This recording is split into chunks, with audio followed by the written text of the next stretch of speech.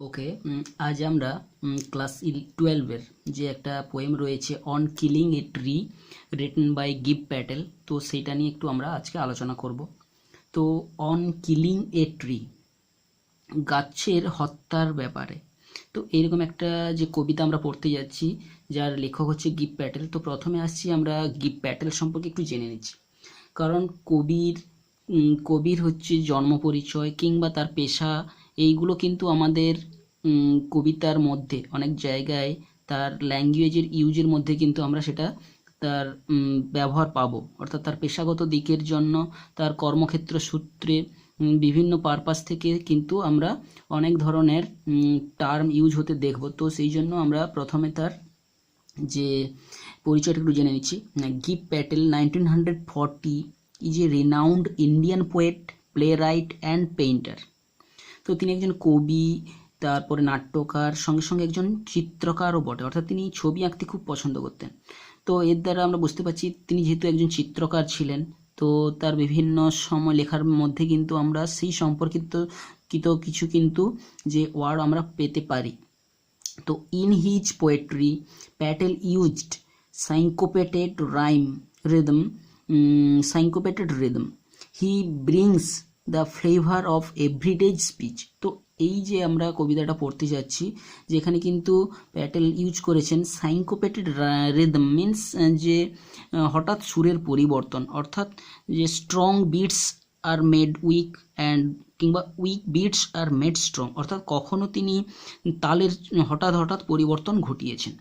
এই রকম ধরনের একটা রিদম আমরা পাবো এই কবিতাতে। He brings the flavour of everyday speech in his poetry. He brings the flavour of everyday speech, অর্থাৎ দৈনন্দিন জীবনের ঘটনার তিনি কিন্তু যে ভাব কিন্তু তিনি তার কবিতায় নিয়ে এসেছেন। Some of his notable works are mirroring 1991, how do you withstand body 1976। তো এইগুলো হচ্ছে তার কিছু বিখ্যাত যে রচনাবলীর মধ্যে রয়েছে। তো আমরা বইতে যেটা দেওয়া রয়েছে, তাছাড়াও যদি আমরা এই গিব প্যাটেল সম্পর্কে আমরা আলোচনাটা একটু দীর্ঘায়িত করি, তিনি কিন্তু বোম্বাইতেই জন্মেছিলেন এবং তিনি কিন্তু একজন মেডিকেল প্র্যাকটিশনার, অর্থাৎ একজন কিন্তু পেশাগত দিকে কিন্তু একজন ডাক্তার, অর্থাৎ তিনি ডাক্তারি কাজের সঙ্গে যুক্ত ছিলেন এবং তিনি একজন চিত্রকারও বটে। তো এছাড়া তিনি কি করেছেন, তিনি কিন্তু সেন্ট জেভিয়ার্স কলেজ থেকে শিক্ষা নিয়ে তিনি কিন্তু তার যে রচনা কবিতা লেখার মধ্যে কিন্তু তিনি যে কবিকে একটু অনুসরণ করেছেন, তিনি হচ্ছেন কি ফিলিপ লার্কিন, ব্রিটিশ কবি ফিলিপ লার্কিনকে তিনি কিন্তু অনুসরণ করেছেন। তো আমরা তো তার লেখার মধ্যে তার ছন্দ কিংবা সেই ধরনের লেখা আমরা দেখতে পাবো। এবং এই যে কবিতাটা পড়তে যাচ্ছি, তার মূল বিষয়বস্তু সম্পর্কেও একটু দেওয়া রয়েছে বইতে, আমরা একটু জেনে নিচ্ছি। The poem is about the harm done to the environment by human beings. অর্থাৎ এই কবিতার মূল বিষয়বস্তুটাই কি না, মানুষের দ্বারা এই পরিবেশের যে ক্ষতি হচ্ছে সেটাকেই তিনি তুলে ধরেছেন এই কবিতায়। In a voice of sarcasm and irony, বিদ্রুপের ছলে তিনি কিন্তু এটাকে তুলে ধরেছেন। The poet speaks of man's violence and impatience towards nature, মানুষের যে এই ধরনের হিংস্রতা কিংবা অধৈর্যতা, এইগুলো তিনি প্রকৃতির উপর, সেইগুলো কিন্তু তিনি এখানে তুলে ধরেছেন। The poem is written in free verse, এবং এই কবিতাটা একটা ফ্রি ভার্স, অর্থাৎ কি এখানে কোনো পার্টিকুলার রিদম রাইম নেই, অর্থাৎ পোয়েট্রি উইদাউট রেগুলার যে একটা রিদম, একটা নির্দিষ্ট ছন্দ কিন্তু এখানে আমরা পাবো না, এটা অর্থাৎ কোনো এটা রাইম নেই এখানে। তো এই ধরনের একটা কবিতা, এবং এটা আমরা দেখব একটা কনভারসেশনাল বেস কবিতা, অর্থাৎ এটা এখানে একটা কথোপকথনের মতো করে এগিয়ে নিয়ে গেছেন কবিতাটাকে। তো আমরা পড়লে এটা বুঝতে পেরে যাব। তো এই কবিতার টাইটেলটা দেখে আমরা বুঝতে পারছি অন কিলিং এ ট্রি। এখানে কিলিং কথাটা সাধারণত হত্যা, এই ব্যাপারটা সাধারণত মানুষের সঙ্গে জড়িত। তো এখানে কবি নিশ্চয়ই গাছকে পার্সনিফাই করেছেন, তো আমরা সেটা বুঝতে পারছি। তো এর অরিজিনাল কোথা থেকে নেওয়া হয়েছে না, এটা পোয়েম নামক তার অরিজিনাল যে ওয়ার্কস পোয়েমস সেই যে সেখান থেকে কিন্তু এটা নেওয়া হয়েছে। এটা একটা আয়রনিক্যাল পোয়েম, অর্থাৎ একটা বিদ্রুপাত্মক কবিতা, যেন মানব সমাজকে একটা তিনি বিদ্রুপ করেই তিনি এটা যেন লিখেছেন। তো এটাতে আমরা একটু চলে আসছি কি রয়েছে কবিতাটিতে। তো ফার্স্ট রয়েছে দেখতে পাচ্ছি, it takes much time to kill a tree, not a simple jab of that knife will do it. কি বলছেন, it makes much time to kill a tree, এটা অনেক সময় নেবে, much time to kill a tree, একটা গাছকে হত্যা করতে। তো এই প্রথম লাইনের মধ্য দিয়েই কিন্তু তিনি যেন একটা বিদ্রুপাত্মক মানুষ ব্যঙ্গাত্মক একটা দিক তুলে ধরেছেন, অর্থাৎ মানুষ যেভাবে বৃক্ষচ্ছেদনে অর্থাৎ অরণ্য ধ্বংসের কাজে লেগে গেছে, সেখানে মানুষ যে সহজে পারবে না, তার জন্য একটা মানুষের যে একটা শর্টকামিং রয়েছে, তো সেইটা যেন তিনি বিদ্রুপের ছলে তিনি এখানে প্রথমেই বললেন। এবং এখানে যে কিল শব্দটাকে ইউজ করে প্রথমেই তিনি ব্যক্তিত্ব আরোপ করে দিয়েছেন। এবং তিনি আমরা দেখতে পাচ্ছি কবির একটা যেন যে একটা গভীর প্রেম রয়েছে উদ্ভিদের প্রতি, বা অর্থাৎ যে নেচারের প্রতি তার যে একটা প্রেমও রয়েছে, সেটাও কিন্তু আমরা এখানে খুঁজে পাচ্ছি। Not a simple jab of the knife, একটা কেবলমাত্র সহজ একটা যে আঘাতেই, অফ এ নাইফ মানে একটা ছুরির সহজ আঘাতেই কিন্তু এটা হবে না। Not a simple jab will do ইট, এটা করতে পারবে অর্থাৎ হত্যা করতে পারবে। ওই ডু ইট মিনস কিল, অর্থাৎ কেবলমাত্র ছুরির কেবল একটা আঘাতেই কিন্তু আমরা এই গাছকে হত্যা করতে পারবো না। উইল ডু ইট অর্থাৎ এটা কি সম্ভব নয়, অর্থাৎ এখানে বোঝাতে চাইছি মানুষের থেকেও এই গাছ কিন্তু অনেক বেশি সুদৃঢ় এবং মজবুত। কেবলমাত্র একটা ছুরির আঘাতে যেখানে মানুষেরও মৃত্যু ঘটে যায়, কিন্তু একটা উদ্ভিদকে কিন্তু একটা মেরে ফেলা অত সহজ কাজ নয়। অর্থাৎ জোরালো জ্যাব মিনস একটা যে জোরালো একটা আঘাত, সেটা দিয়ে কিন্তু মারা যাবে না। অর্থাৎ তিনি প্রথম সূচনাতেই তিনি মানুষের যে কর্মকাণ্ডের প্রতি একটা তিনি তীব্র বিদ্রুপ যেন করছেন, অর্থাৎ মানুষ যেন গাছ বৃক্ষ নিধনের কাজে যেন মেতে উঠেছে, এবং তিনি দেখছেন যে এই কাজটা কিন্তু খুব একটা সহজ নয়। তারপরে কি হচ্ছে, it has grown slowly consuming the earth, rising out of it, feeding upon its crust, absorbing years of sunlight, air, water, and out of its leprous hide, sprouting leaves. তো এখানে দেখতে পাচ্ছি ইট হ্যাজ গ্রোন স্লোলি, এই যে আজকে গাছটা যেটাকে কাটতে যাচ্ছে মানুষ সমাজ, এটা কিন্তু বড় হয়েছে। ইট হ্যাজ গ্রোন স্লোলি, ধীরে ধীরে ধীরে ধীরে বেড়ে উঠেছে ছোট্ট একটা চারা গাছ থেকে, মানে পরিবেশ থেকে আলো বাতাস জল নিয়ে কিন্তু সে ধীরে ধীরে ধীরে ধীরে একটা বৃহৎ বৃক্ষে পরিণত হয়েছে, আজ স্লোলি বেড়েছে। কনজিউমিং দ্য আর্থ, কি করেছে সে মাটির অর্থাৎ পৃথিবীর মৃত্তিকা থেকে কনজিউম করেছে, অর্থাৎ সে যেন সংগ্রহ করেছে পুষ্টির উপাদান। আর্থ থেকে কি সংগ্রহ করেছে না, যেমন মূলের সাহায্যে উদ্ভিদেরা কি করে, মাটির নিচ থেকে যে তার যে প্রয়োজনীয় যে খাদ্য উপাদান খনিজ লবণ জল এগুলো সংগ্রহ করে, তো সেইগুলো যেন সে আস্তে আস্তে সংগ্রহ করেছে। রাইজিং আউট, তারপরে কি করেছে সে ধীরে ধীরে বেড়ে উঠেছে।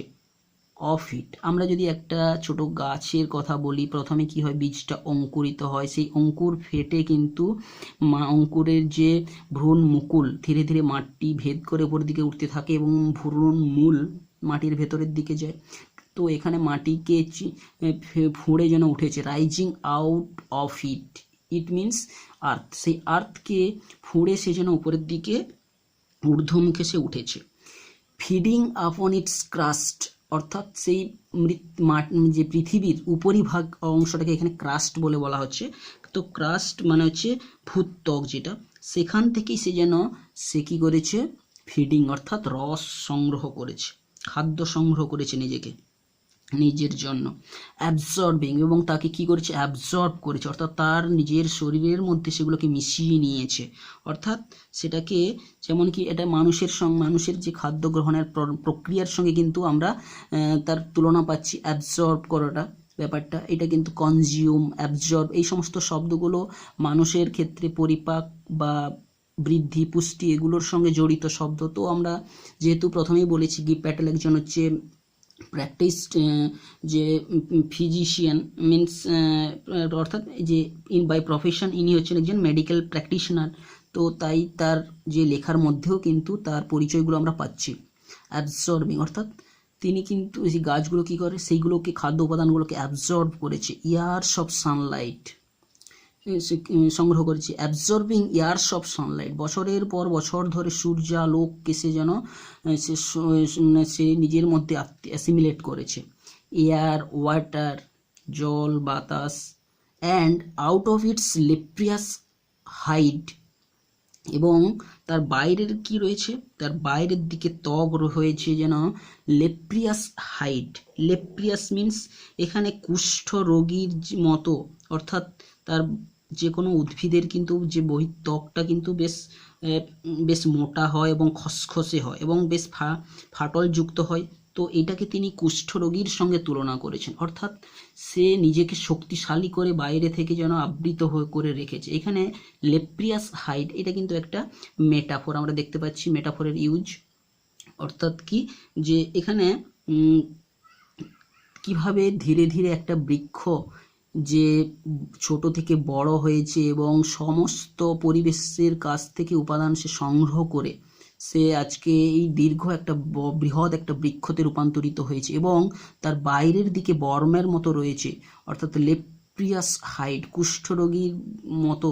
অর্থাৎ এখানে কিন্তু এটা আমরা মানুষের কুষ্ঠরোগীর যে একটা মানুষের সঙ্গে তুলনা আমরা পাচ্ছি, অর্থাৎ এখানে দ্বৈত ভঙ্গিতে যেন ব্যবহৃত হয়েছে। একটা কুষ্ঠরোগী যেন মৃতপ্রায়, অর্থাৎ তার কিছু করার নেই সেরকম অসহায় অবস্থার কথার সঙ্গেও তুলনা করেছে, এবং সেই যে বহিত্বকটাও যেভাবে তাকে সুরক্ষা প্রদান করছে সে দ্বৈতভাবে কিন্তু এর ইউজ করেছেন।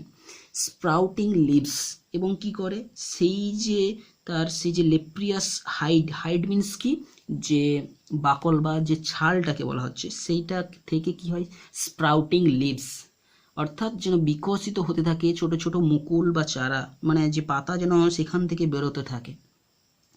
অর্থাৎ কি একটা বড় বড় বৃক্ষের কি হয় বিভিন্ন জায়গা থেকে তার শাখা প্রশাখা বেরোতে থাকে, তো সেটাকেই তিনি বলেছেন। তো প্রথম স্ট্যাঞ্জাতে আমরা দেখতে পাচ্ছি একটা সূচনাতেই মানব সমাজের প্রতি তিনি একটা ব্যঙ্গাত্মক যে ভাব প্রকাশ করেছেন যে একটা উদ্ভিদকে এত সহজে মেরে ফেলা সম্ভব নয়। এই যে বাক্যটা শুরুতেই আমরা দেখতে পাচ্ছি নট এ সিম্পল জ্যাব, অর্থাৎ তিনি শুরুতেই একেবারে তিনি তার দৃঢ়তা বোঝাতে চেয়েছেন যে এত মারা সম্ভব নয়, এটাকে মেরে ফেলা সম্ভব নয়। তো এরপরে অর্থাৎ এই তাহলে প্রথম যে লাইনে মেরে ফেলা সম্ভব নয় তার কারণস্বরূপ কিন্তু এইগুলো তিনি তুলে ধরলেন, অর্থাৎ কিভাবে যে অর্থাৎ এটা কিন্তু একেবারে মৃত্তিকার সঙ্গে তার যেন অস্তিত্ব রয়েছে, অর্থাৎ এই পরিবেশের সঙ্গেই সে যেন জড়িয়ে রয়েছে, একে হত্যা করা এত সহজ নয়। তারপরে আমরা দেখছি so hack and chop. Show means এই যে প্রথম বাক্যের সঙ্গে কিন্তু এই দ্বিতীয় যে বাক্য বলছি প্রথম স্ট্যাঞ্জার সঙ্গে এই স্ট্যাঞ্জাটার জাস্ট যেন একটা মধ্যস্থকারী হিসাবে একটা সংযোগ করেছে। সো তাই কি করতে পারি, অর্থাৎ একে এত তো এইভাবে তো মেরে ফেলা সম্ভব নয়, এ যেভাবে বড় হয়েছে, তাই সো কি করা হয় hack and chop. Hack means জোরালো আঘাত করা, হ্যাক মিন্স বেশ জোরে জোরে আঘাত করা, কোনো কিছু কুড়োল কিংবা বড় বড় কোনো যে বৃক্ষকে ছেদন করার যে যন্ত্র দিয়ে জোরে জোরে আঘাত করা। অ্যান্ড চপ কেটে টুকরো টুকরো করা। But this alone won't do it, কেবল এইগুলোর দ্বারা কিন্তু এটা করা সম্ভব নয়। ইট মিন্স এই যে হত্যা করে ফেলা, কিলিং এ ট্রি, এই যে গাছটাকে মেরে ফেলা কিন্তু সম্ভব নয়। অর্থাৎ তাহলে কি এই সংযোগ বোঝাতে চেয়েছেন লেখক যে আমরা কিন্তু সহজে গাছটিকে মেরে ফেলতে পারবো না, কেবল এই যে জোরে জোরে কুড়ুলের আঘাতের দ্বারা কিংবা ছোট ছোট টুকরো টুকরো করে কেটে ফেলেও কিন্তু এটাকে আমরা হত্যা করতে পারবো না। Not so much pain will do ইট, এই যে আমরা তাকে কাটছি তার যে শাখা প্রশাখাগুলোকে, এটা তার মধ্যে কিন্তু যন্ত্রণা সৃষ্টি করছে। নট না, so much pain will do, তার কিন্তু অনেক যন্ত্রণা তার মধ্যে তৈরি হবে, তীব্র যন্ত্রণায় সে কিন্তু যেন আঘাত পেতে থাকবে, কাঁদতে থাকবে। এবং not so much pain will do, অর্থাৎ এই এত সমস্ত যন্ত্রণা দিয়েও তাকে কিন্তু আমরা মারতে পারবো না। The bleeding bark will heal, অর্থাৎ তাকে কেটে দেওয়ার পরেও কি হবে, যেন ব্লিডিং হতে থাকবে। যেমন মানুষের এই ব্লিডিং শব্দটা কিন্তু এখানে আমরা বুঝতে পেরেছি যে ট্রিটাকে যেন একটা পার্সনিফাই করা হয়েছে। ব্লিড মানে কি রক্ত, এখানে তো গাছের ক্ষেত্রে রক্তের কোনো ব্যাপার নেই, কিন্তু গাছ কাটলে কি হয় কি কোনো জায়গা থেকে বিভিন্ন প্রকারের রস নির্গত হতে থাকে, তো সেইটাকে তিনি লেখক যেন ব্লিডিংয়ের সঙ্গে তুলনা করেছেন। তো এখানেও আমরা সেই লেখকের প্রফেশন যে একজন যে ডাক্তার ছিলেন, তো তার সঙ্গে যখন তিনি বিভিন্ন রোগীদের সঙ্গে থাকতেন, কোথাও হয়তো অপারেশনের সঙ্গে করতে হতো, তো সেখানে রক্ত বের হতো, তো এইটা সেখানে আমরা তার প্রমাণ পাচ্ছি। তো এখানে ব্লিডিং ব্যাপারটা কিন্তু কোনো বৃক্ষ ছেদনের ফলে উদ্ভূত যে রসের কথা বলা হচ্ছে। ব্লিডিং বার্ক, সেই যে মানে ছাল থেকে নির্গত রস কি করে উইল হিল, সেই যে তার ক্ষতগুলোকে কিন্তু যেন সারিয়ে তুলবে, সারিয়ে উঠবে, অর্থাৎ সে নিজে থেকেই কিন্তু ছাল থেকে রস নির্গত করে সে সেটাকে আবার সারিয়ে তুলবে। তো এটা একটা অলঙ্কারের ব্যবহার করেছেন ব্লিডিং বার্ক, তো এটাও একটা মেটাফোরের ইউজ আমরা দেখতে পাচ্ছি। তো লেখক এখানে করেছেন ব্লিডিং বার্ক। আচ্ছা, এরপরে আমরা কি দেখি, এরপরে বলছেন লেখক কবি বলছেন and from close to the ground, তারপরে কি হয়, অর্থাৎ কেটে দেওয়ার পরে কি হয়, তার খুবই কাছ থেকে, from close to the ground, যখন কোনো একটা গাছকে কাটা হয় কি করা হয়, পুরো মাটির গা ঘেঁষে কিন্তু কাটা হয়, এবং যাতে করে পুরো কাণ্ডটাকে তার ব্যবহার করা যেতে পারে। তো এভাবেই কোনো গাছটাকে কেটে দেওয়ার পরে কি হয়, from the close to the ground, খুব মাটির কাছের জায়গা থেকে কি হয়, উইল রাইজ কার্লি গ্রিন টুয়াইগ, কেটে দেওয়ার পরে কি হয়, ছোট ছোট কোচকানো কার্লড গ্রিন টুইগস, সবুজ রঙের যে কচি কচি পাতা বের হতে থাকে, গজিয়ে উঠতে থাকবে। রাইজ মানে এখানে উঠতে থাকবে, অর্থাৎ গজিয়ে বের হতে থাকবে। কার্লড গ্রিন টুইগস, টুইগস মিনস ছোট ছোট সরু, অর্থাৎ যেগুলো সবে মানে বের হচ্ছে সেই রকম কচি কাঁচা যে ছোট ছোট টুইগ, কুচকানো পাতা বের হতে থাকবে। মিনিয়েচার ব্রডস, মিনিয়েচার ব্রডস মিনস অর্থাৎ ক্ষুদ্র সংস্করণ বিশিষ্ট, ব্রডস মানে গাছের বড় বড় শাখা, অর্থাৎ সেই যে বৃহৎ একটা বৃক্ষের যে মিনিয়েচার যেন ক্ষুদ্র সংস্করণ সেখান থেকেই বের হচ্ছে, অর্থাৎ বড় গাছের একটা প্রতিরূপ যেন সেখান থেকে ধীরে ধীরে বের হচ্ছে। তো এই মিনিয়েচার শব্দটা কিন্তু কোনো একটা খুব বড় একটা চিত্রকার, যেহেতু লেখক এখানে একজন কবি একজন চিত্রকার ছিলেন, তো কোনো একটা ছবি দেখে যখন তার ক্ষুদ্র সংস্করণ যেভাবে করা হয়, তো তিনি তার ইউজটা এখানে যেন করেছেন। তো মিনিয়েচার শব্দ দ্বারা লেখকের যে তার চিত্রকার একজন ছিলেন তার পরিচয় আমরা এখানে পাচ্ছি। মিনিয়েচার ব্রডস অর্থাৎ সেই যে কাটা অংশ থেকে যে নির্গত ছোট ছোট সবুজ যে শাখাগুলো, ছোট ছোট যে ছোট ছোট অঙ্কুরিত গাছগুলো কি হচ্ছে, অঙ্কুরিত বলছি, ছোট ছোট নির্গত গাছগুলো কি হচ্ছে, যেন বড় শাখার সেই যেন ক্ষুদ্র সংস্করণ সেখান থেকে নির্গত হচ্ছে। হুইচ ইফ আনচেকড, যেগুলোকে যদি অনিয়ন্ত্রিত রাখা হয়, অর্থাৎ আনকন্ট্রোল করা হয় অর্থাৎ কন্ট্রোল না করা যায়, if unchanged will expand again, তারা কিন্তু আবার ধীরে ধীরে বড় হয়ে যাবে। টু ফর্মার সাইজ, আবার সেই বৃহৎ পূর্বের সেই বৃহৎ বৃক্ষের মতো কিন্তু আবার আকার ধারণ করবে।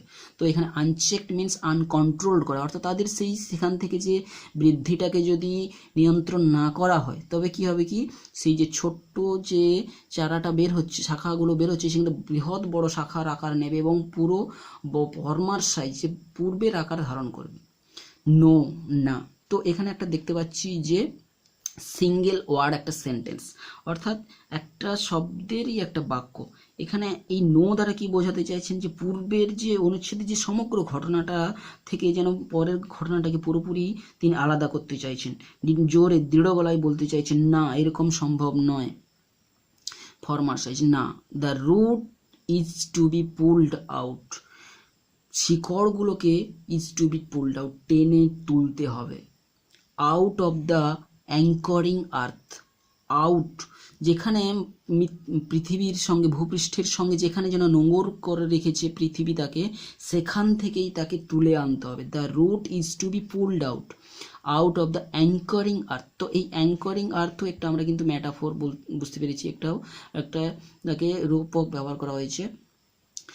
ইট is to be roped, tied and pulled out, প্রথমে কি করতে হবে, এটাকে বাঁধতে হবে দড়ির সাহায্যে, অর্থাৎ বৃক্ষটাকে কেটে দেওয়ার পরে যে অংশটা থেকে যাবে, সেই যে মাটির সঙ্গে লেগে থাকা ছোট্ট শিকড়যুক্ত অংশটাকে কি করতে হবে, আগে রোপ করতে হবে, দড়ি দিয়ে ভালো করে বাঁধতে হবে, দড়ি দিতে হবে, তারপরে টাইট করে বাঁধতে হবে, অ্যান্ড পুলড আউট, তারপরে আবার টানতে হবে।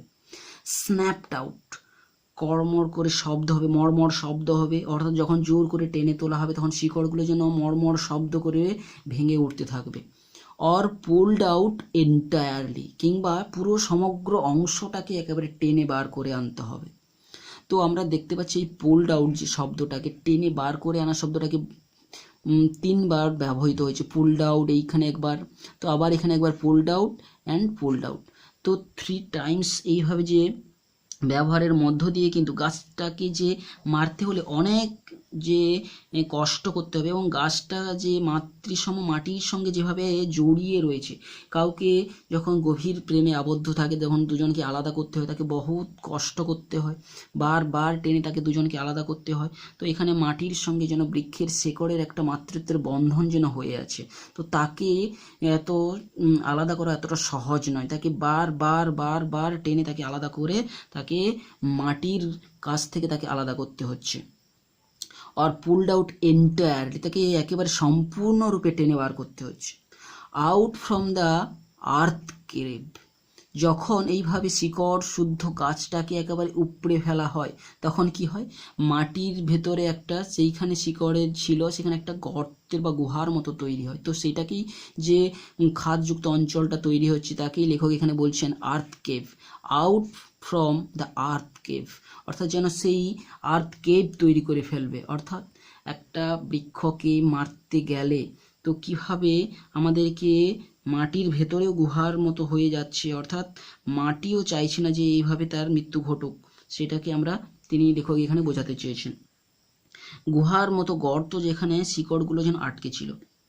তারপরে কি হচ্ছে, and the strength of the tree exposed, এইভাবে কি হয়, the strength of the tree exposed, গাছেদের যে এতটা শক্তি বা এতটা তাদের যে জীবনী শক্তি থাকে কোথায় থাকে, সেইটা যখন গাছটাকে উপরে ফেলা হয় সেই যে শক্তিটা এখন যেন সবার কাছে জানা হয়ে যায়, যে অর্থাৎ বহিঃপ্রকাশ ঘটে যায়, কোথায় ছিল তার এত শক্তি, অর্থাৎ মাটির মধ্যে শিকড়ের সাহায্যেই যে এত তীব্র আকর্ষণে আবৃত ছিল, সেটাই যে ছিল তার প্রকৃত শক্তি, সেটাই যেন এখন সবার কাছে প্রকাশ পেয়ে যায়।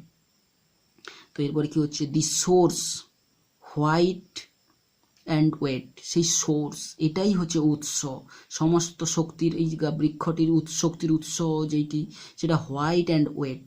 হোয়াইট অ্যান্ড ওয়েট কারণ কি, শিকড়গুলো যখন মাটির ভেতরে দীর্ঘদিন থেকে ছিল, রস শোষণ করার কাজ করছিল, তো কি হচ্ছে কি, সূর্য আলোক পায়নি, এবং সেটা যেহেতু মাটি থেকে রস শোষণ করছিল তো সেটা সামান্য ভেজাও রয়েছে মাটির ভেতরে।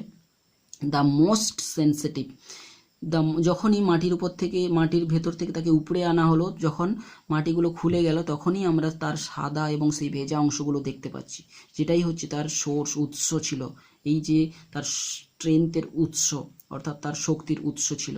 দ্য মোস্ট সেন্সিটিভ, এবং যেটা কিনা সবচেয়ে অনুভূতিপ্রবণ এবং hidden for years inside the earth, যেটা কিনা লুকানো ছিল এই মাটির ভেতরে, বছরের পর বছর এখানে লুকায়িত ছিল। অর্থাৎ এখানে যে একটা বৃক্ষের শক্তি, সম্পূর্ণ শক্তির মূল উৎস যে একটা গাছের শিকড়, সেটাকে তিনি লেখক বোঝাতে চাইছেন, এবং সেটা সবচেয়ে যে সূক্ষ্ম একটা সেন্সিটিভ জিনিস, এবং যেটা কিন্তু সাদা এবং ভেজা, যেটা দিয়েই কিন্তু বৃক্ষটা তার শক্তিরও এবং উৎস এবং জীবনেরও উৎস, যেখান থেকে রস শোষণ করে সে বড় হয়েছে। The years inside the earth, বছরের পর বছর থেকেছে। দেন দ্য ম্যাটার, তারপরেই ঘটনাটা হলো, then the matter of scorching and soaking in sun and air, তারপরে কি হয়, তারপরেই ঘটনাটা হয়, কি করা হয় না, অফ স্কর্চিং, তাকে সেই রোদে তাকে ঝলসানো হয়, অ্যান্ড সোকিং, শুকনো করা হয়, অর্থাৎ তাকে মাটির শিকড়গুলো যখন উপরে বের করে এনে মাটির উপর ফেলে রাখা হয় তখন কি হয়, সূর্যের তীব্র কিরণে সেগুলো কি করা হয়, স্কর্চিং অর্থাৎ যেন ঝলসে যেতে থাকে, অ্যান্ড সোকিং, শুকনো হয়ে যেতে থাকে, ইন সান অ্যান্ড এয়ার, অর্থাৎ সূর্যের রোদে এবং বাতাসে সেগুলো কিন্তু ধীরে ধীরে ধীরে ধীরে শুকনো হয়ে এবং তার মৃতপ্রায় হতে থাকে, তার যেন জীবনী শক্তি ধীরে ধীরে ধীরে ধীরে বেরিয়ে চলে যেতে থাকে। Browning, hardening. ব্রাউনিং মিন্স সূর্যের রোদ যখন পড়তে পড়তে সেই সবুজ সাদা যে নরম যে শিকড়গুলো ধীরে ধীরে কি হতে পারে, বাদামি বর্ণ ধারণ করতে থাকে। ব্রাউনিং। হার্ডেনিং মানে কি, আরও সে শক্ত হয়ে যেতে থাকে, যেটা নরম ছিল, যে শিকড়গুলো কতটা সেন্সিটিভ এবং ওয়েট এবং নরম ছিল সেটা ধীরে ধীরে শক্ত হতে থাকে, হার্ডেনিং। টুইস্টিং, মোচড়িয়ে। হুইথস্ট্যান্ডিং। হুইথস্ট্যান্ডিং মিন্স তাদেরকে ড্রাইং, তাদেরকে ভালো করে শুকনো করে দুমড়ে মুচড়ানো হয়। And then it is done, এবং তারপরেই এটা যেন হয়, অর্থাৎ তারপরেই যেন পুরো গাছটার মৃত্যু সংঘটিত হলো, দেন ইট ইজ ডান। তো আমরা দেখতে পাচ্ছি একটা বৃক্ষকে হত্যা করার ব্যাপারটা কিন্তু অতটা সহজ নয়। লেখক তার অনুভূতিপ্রবণ মন দিয়ে কিন্তু তিনি ব্যাখ্যা করে গেছেন কিভাবে একটা বৃক্ষকে মারতে গেলে প্রত্যেকটা স্টেপকে কতটা ক্রুয়েলটির সঙ্গে, নির্দয়তার সঙ্গে মানুষদেরকে সেই কাজে লিপ্ত হতে হয়। তো প্রত্যেকটা অঙ্গ প্রত্যঙ্গ কীভাবে যাতনা দিয়ে দিয়ে তাকে হত্যা করা হয়, লেখক যেন সুন্দর চিত্রকল্প তুলে তিনি এখানে ব্যাখ্যা করেছেন। তো এখানে আমরা দেখতে পাবো এইটা কিন্তু একটা লাস্টে যেন বৃক্ষটার করুণ পরিণতি ঘটলো, এটা একটা ট্র্যাজেডি দিয়ে যেন গল্প কবিতাটার শেষ হচ্ছে। এবং এই যে কবিতাটি লেখক কিন্তু বারবার অনেক বৈপরীত্যমূলক শব্দ কিন্তু তিনি ব্যবহার করেছেন, যেমন করে লেপ্রাস হাইড, অর্থাৎ সেই কুষ্ঠরোগীর যে চামড়া বিশিষ্ট যে তার ছাল, অর্থাৎ কুষ্ঠ হলে কি হয়, চামড়ার উপর ছোট ছোট চাকা চাকা দাগ পড়ে যায় এবং সেটা চামড়াগুলো ফেটে যায়, তো সেই রকমের। তো এইটার সঙ্গে যদি আমরা এই যে শিকড়ের সেই যে হোয়াইট অ্যান্ড ওয়েট যদি আমরা তুলে ধরি, এটার মধ্যে একটা যেন আমরা তাদের বৈপরীত্য দেখতে পাই। এছাড়াও অনেক জায়গায় আমরা বৈপরীত্যমূলক শব্দ আমরা পেয়েছি এবং সঙ্গে সঙ্গে লেখক দারুণভাবে বিভিন্ন জায়গায় মেটাফোর ইউজ করে গেছেন। তো এইটা আমরা আজকে এইখানে আলোচনাটা শেষ করছি।